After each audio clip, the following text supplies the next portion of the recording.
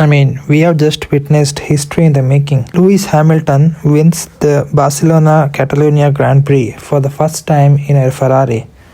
That is something that I thought I would never say in my entire life. My predictions for the Barcelona Grand Prix were Kimi would take pole and win the race, but oh my god, Lewis has done an unbelievable job to put that Ferrari almost on pole. He was just 0.067 seconds off pole from George Russell, who, by the way, did a fantastic job to be on pole and leading the race. But Lewis, right from the get-go, he wasn't able to make up much ground in the softs, but he pitted pretty much early for the hard tires, which caused a domino effect to pit everybody else. And then once everybody else had pitted, he again pit once again for the mediums. And after that, he was unstoppable. He was lapping, I believe it was 2.5 seconds, 2.5 to 3 seconds every lap. He was catching up the pack behind, and Russell was fighting with Kimi up in front, so they were losing a lot of time. And Mercedes pitted again. They were really behind Hamilton, but they were thinking that they would do a 2-stopper, whereas Hamilton was always on plan for a 3-stopper. But unfortunately for them, Alonso ended up retiring by parking his car down one of the turns, which caused a virtual safety car. And Ferrari, being Ferrari, pitted him under the safety car, under the virtual safety car, and they were right up in front. So that's how, even without this virtual safety car, I believe Hamilton's pace was really amazing this Grand Prix, and he would have won comfortably. In hindsight, probably Kimi or George would have still won the Grand Prix if not for the virtual safety car, because we don't know how it would have turned out. But Hamilton's pace this Grand Prix was really insane. He was lapping so fast, and he was lapping them to, as I said, like 3 to 2 seconds per lap. It was really amazing to see him. He was really emotional, and the emotions were really high.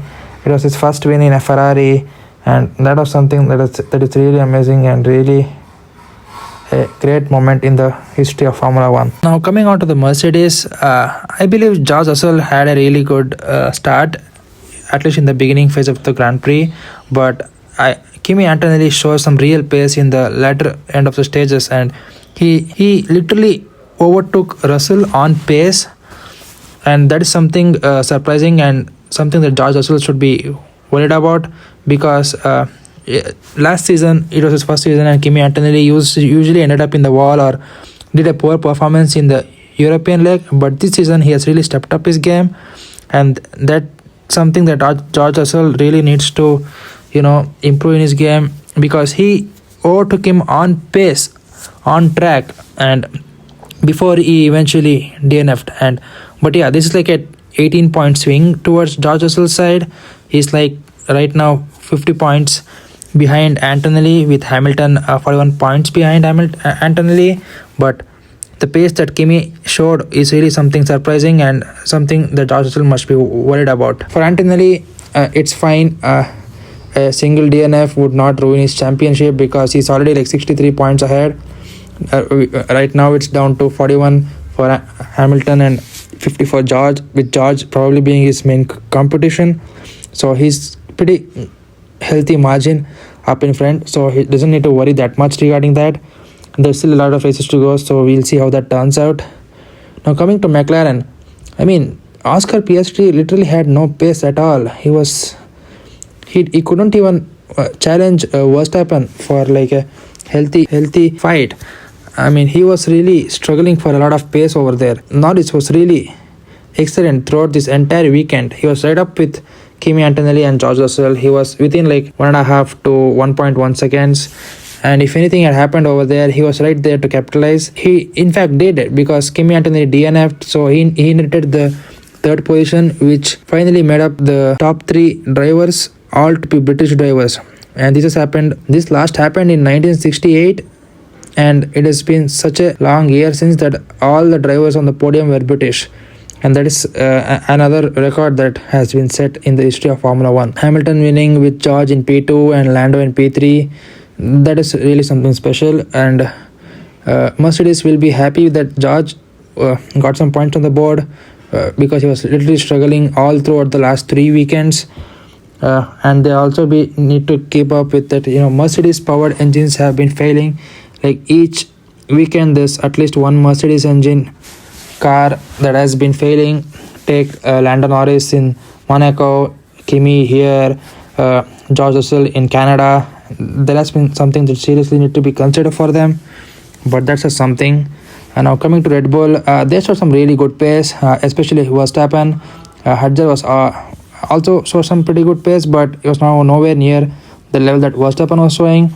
But Verstappen, I guess they have to bring a lot of upgrades for the Red Bull car, and we'll see how it goes.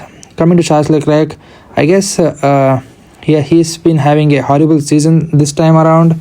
I mean, he has had like 4 crashes in the last 3 Grand Prix, and his form has been really something he needs to work around. Whereas his rival, his teammate Hamilton, has been up on his game. He has been working really well. 3 consecutive podiums and winning here at Ferrari. I guess he really is putting a lot of pressure on the other side of the garage. So I guess Leclerc needs to get his act together before Ferrari make a decision into making Hamilton the number 1 driver, because he's currently in a championship contention. So he needs to do that. And down the line, Alpine, good double points on the board. Nothing much about that. Probably the most heartbreaking of the entire Grand Prix is that Hülkenberg finally makes it into Q3. He was running 7th. It was gonna be his first point of the season, but unfortunately, a gravel that Liam Lawson picked up and spun around caused a hole in Nico Hülkenberg's car that it killed off his engine. I mean, that's like the most unfortunate of unfortunate events that would have happened, and that's something he'd be really sad about, and it's really gut-wrenching for him. Hopefully he would bounce back and continue his great form in qualifying as well as in the race. Now coming back to Hamilton, this was an incredible achievement for him and for Ferrari. It seems that they are on par with Mercedes on race pace. We'll see what happens in Austria come the next weekend, but I'm really hoping that he would give them a good fight for the championship and hopefully win his 8th world title. See you in the next one, guys. Thank you.